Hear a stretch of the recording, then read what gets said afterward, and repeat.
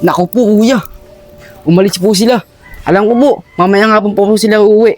Tsaka po, nakapwesto lang po ako dito. Gumagawa po ako ng mga motor. Tsaka kuya, kung may papagawa kayo, pagawa nyo na lang sa akin. Mahusay na mahusay ito. Wala kaming pake magpagawa ng motor dito, boy. Ang pake namin dito si Paring Barok. Meron akong sasabihin sa'yo. Pakisabi mo na lang kay Paring Barok na pumunta rito yung kumpare niya, si Paring Gustin. Kailangan ko siya makausap. Paring Aris, ano? Tuloy na tayo? Tara na pare. Balikan na lang natin mamaya nga po daw, ha? Sige. O sige po, sasabihin ko na lang po kay Kuya Barok. O sige, Okay, pakisabi mo yun, ha? Tara. Oh, Michelle. Alis na ako, papasok akong trabaho. Ikaw nang bahala rito sa bahay, magluto ka na dyan. Para mamaya kung dumating kapatid mo, kung nga pala yung kapatid mo, Hindi ko alam tayo kung nasaan yun. Papasok pa ako mamaya sige, bali, magluto ka na dyan. Yung talagang kapatid mo, walang ginagawa, puro tambay na naman. Pagsabihan mo mamaya pag dumating ha. Oo tay. Sige, alis na ako. Oo, sige tay, ingat ha. Sige.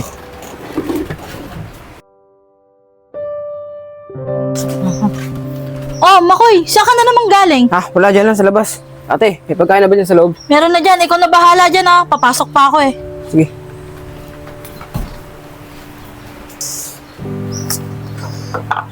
Ano ba yan? May isang upo na naman. Buhay na to. Alabas na nga lang ako. Dumuna ako sa mga tropa ko. Sino manok mo? Maganda, pare. magaling nga pare. Busit na buhay to. Oh, si Makoy, oh. Ipa na Mukhang malaki gutom na problema. gutom na ako. Tawagin na Gutom natin. ulam. Makoy! Makoy, hindi ka Makoy! Makoy, ka. Oh, bakit parang di mani mukha mo may pinta? Nakasibak tong. Anong nangyari sa'yo? Kaya wala, Kuya Agustin. Kay Lando. Walang kwenta kasing naiwan sa aking ulam ni ate. May isang upo. Gulay na naman. Nakasawa kaya. Makoy, ano problema sa gulay? Hindi mo ba masarap nga yung gulay? Masustansya nga yung Makoy, di ba? Tama sinabi ni Pare Lando. Ang gulay, masustansya. Tsaka kumain ka ng gulay. Mabuti nga yan. May iniwan pa ulam yung kapatid mo. Tsaka yung gulay na yan, pampataba pa. Para tumaba-taba ka naman. Oo Huwag ka nga. magreklamo sa gulay. Kuya Agustin, wala ang problema doon. Kaso, nanawa na ako Kuya Agustin, may sabang 100 dyan. Pautang muna ako. Yung tatay ko kasi, may sweldo nun mamaya. Siya lang magbabayad. Manghihiram ka sa akin. Ito, buti, may pera pa ako. Oh. Mamaya, sisingilin ko sa tatay mo yan. Kasi sabi mo sa akin, tatay mo magbabayad. O, sige. Maraming salamat po, Kuya Agustin. Sigilin nyo lang po sa tatay Paano? Pupunta na po ako sa mga tropa ko. O, sige, sige. Sige, sige. Pare, pinirang po ha. Oh, sakto si pare. Pare! Oh, pare, bakit? Pare, yung anak mo nanghiram sa akin ng 100. Ang sabi niya sa akin, ikaw na lang raw magbabayad pag uwi mo kasi galing sa trabaho. Saka bagong sweldo ka raw. Pare, bakit nangiram sa iyo anak ko? May pagkain naman sa bahay, nagluto yung anak kong babae Paring Barok, yung anak mo, paglabas kanina sa pinto, nagkukwentuhan kami ni Paring Lando. Oh. Nakita namin nakasibak to. Tinawag namin.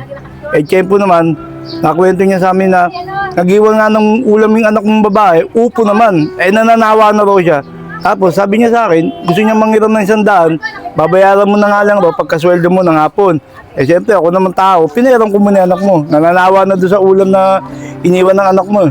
Ganun ba pare? Sige, sige, babayaran ko lang. 100 lang naman pare.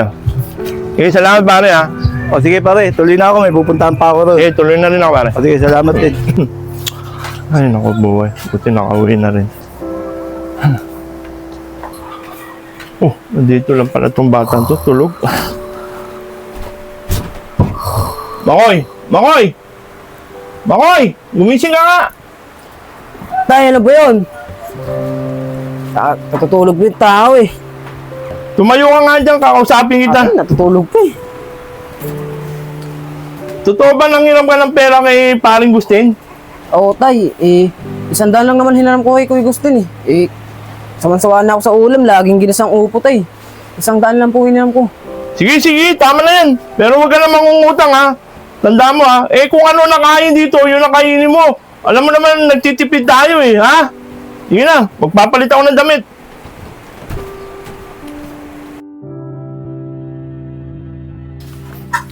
Pasok na ako, baka mali pa.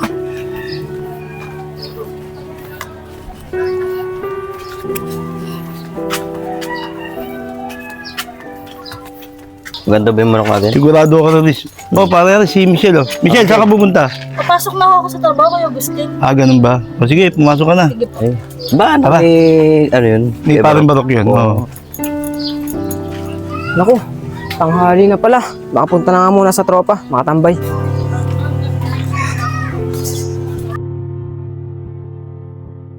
Wala pala dito yung mga tropa ko. Makauwi na nga lang. Ito ka lang. Si Kuya gusto niyan, tsaka si Kuya Arsa. Mahiraman ko nga ng pera. Parang gusto. Oo, sinabi ko yun, Panalo magaling. yung manok mo. Oo. O pare, matawag sa'yo. Oo, kilala ko yan. Anak ni parang barok yan, si Makoy. Bakit, Makoy? Anong kailangan mo? Eh, Kuya Gustin, manghiram po sana ako ng pera eh. O ba, Makoy, no timing ka naman. Wala akong pera ngayon dito. Sinama ko lang to si paring Aris ko. Dito ko manghiram sa kung paring Aris ko. Paldo ngayon to. Ako pare. Eh, hindi ko nga kilala yan. Ba't papayaramin yan? Baka may bayaran yan. Pare, huwag kang mag-alala. Ang tatay niya nagbabayad, sigurado. Ginagaranto ko sa'yo na babayaran ka ng tatay niya mamaya. Hanggang ba? Eh, bata, magkano ba hiramin mo? Eh, Kuya Gustin, 1,000 sana eh. 1,000? Ang laki naman na hiniram mo. Saan mo gagamitin yun? Eh, napasubo pa ako sa tropa eh. Ako pinasagot ng 2 case. Eh, tanong mo sa kanya. Paring Aris, 1,000 na hiramin niya. Hiramin mo ba to? Sige pa, pahiramin ko siya. Pero, garantor mo na. Kabahala dyan pag hindi magbayad sa akin yun. Ha? Walang problema dyan, pare. Ang tatay niyan, maganda trabaho sa aking kapatid niyang babae. Babayaran niya sigurado to. Sige, basta, ikaw bahala dyan. Oh, Makoy, eto 1,000 ha. Isingilin namin sa tatay mo, saka sa kapatid mo mamaya ha. Gustin, salamat po ah. Huwag po kayo mag-alala. Babayad po agad si tatay tsaka si ate. Oh, sige, siguraduhin mo lang. Tara na, paring Aris. Baka alis na tayo. Po, Kuya Gustin. Sige, sige.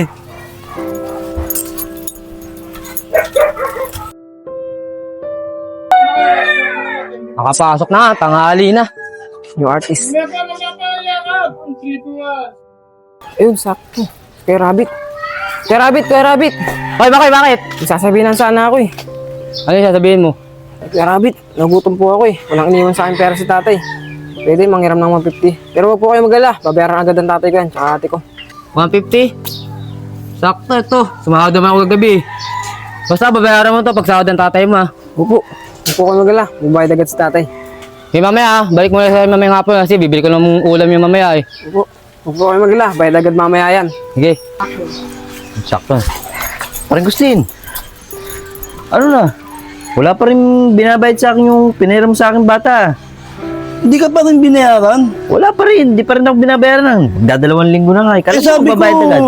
sabi ko sa kanya, kilala ka naman niya. Sa kanya, bayaran ka na lang niya. Eh, paano gagawin natin yan? Ang bihira si Makoy na yun, no? Ginarantol ko pa naman sa'yo na pairami ka, tapos hindi ka pa nababayaran niya. Nakakaya tuloy sa'yo, paring Aris. Eh, gato na lang.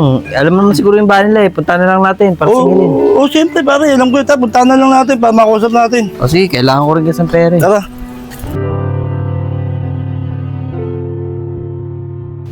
Dali lang, pare. Ito yung bahay nila, paring Barok. O sige, tara. Ah. Bata, pwede ba magtanong? Andiyan ba si paring Barok? Naku po, kuya. Umalis po sila. Alam ko po, mamaya nga po sila uuwi. Tsaka po, nakapwesto lang po ako dito. Magawa po ako ng mga motor. Tsaka kuya, kung may papagawa kayo, pagawa nyo na lang sa akin. Mahusay na mahusay ito. Wala kaming pake magpagawa ng motor dito, boy. Ang pake namin dito si paring Barok. Meron akong sasabihin sa'yo. Pakisabi mo na lang kay paring Barok na pumunta rito yung kumpare niya, si paring Gustin. Kailangan ko siya makausap.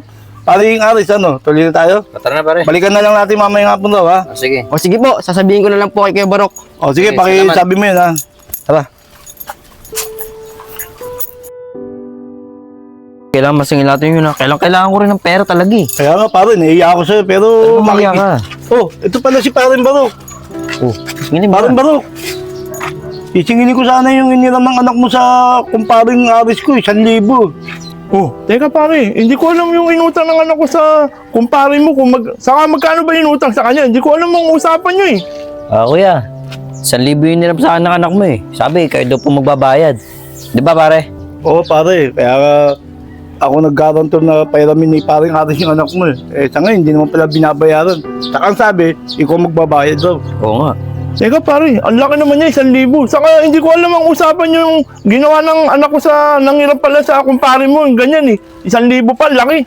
Eh pare, wala naman palang kaalam-alam yung tatay niya eh. Piniram mo pa sa akin ng 1,000 yung batang yun. Eh kasi pare, sabi ng anak mo, pairamin namin siya at tapos kayong ama magbabayad. Kaya tiwala naman kami. Ginarantor ako siya sa kumpare ko. Teka lang pare. Pare, yun yung batang nanghiram sa akin, oh.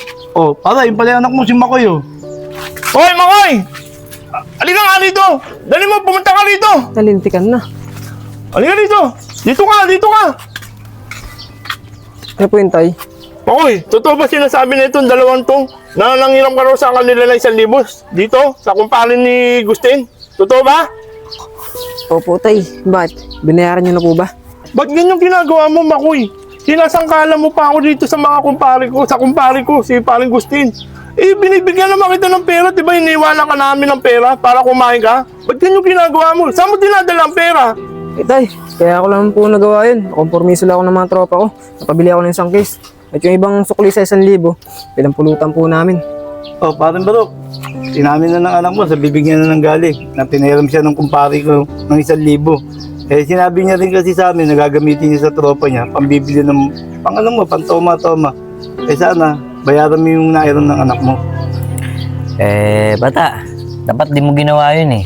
Eh, di naman pala alam ng mga magulang mo na nanghihiram ka ng pera. Eh, alam mo ba, pinagpapaguran nila yung pera tapos gagamitin mo lang sa mga barkada mo. Mali yung ginagawa mo. Oo, tama yung sinasabi ng kumparing Aris ko, Makoy. Eh tay, kaganina nga nakasalubong ko si Kuya Rabbit eh. Nanghiram din siya ng 150, binayaran ko na, ako sinisingil eh. Oh, kita mo na, Makoy. Kita mo pinagagawa mo sa buhay mo. Kita mo, napapahiya kami dalawa ng kapatid mo, ate mo. Pare, ginatula lang. Total, nagagastos na naman ng anak ko. Babayaran ko na lang yung nakuha ng anak ko sa kumpare mo, pare. Pare, papasensya mo na itong anak ko, ha. Pare, Gustin, saka sa kumpare mo, ako na humingi ng pasensya. Para matapos na itong usapan natin, babayaran ko na lang. Pare, ito. Salamat pare. Pare, pasensya na sa ginawa ng anak ko, ha. Ako na humingi ng pasensya. Pangako to, hindi na makakagawa ng ganyan yung anak ko. Sige. O, ikaw naman bata. Kita mo yung ginawa mo sa magulang mo. So, sunod, pag manghihiram ka ng pera sa ibang tao, kailangan alam ng magulang mo. Kasi sila rin napaperwisyo eh. Tsaka, mas maganda nga, huwag ka na manghiram ng pera dahil wala ka naman trabaho. Tama yung sinabi mo, paring Aris. Ano, paring Barok, tuloy na kami, may pupuntahan pa kami. O, Sige sige, na. pare. Ano yan na, Makoy? Makinig ka sa mga sinabi nila, ha. Ano yan na? Sige, pare. Dito na kami. Okay.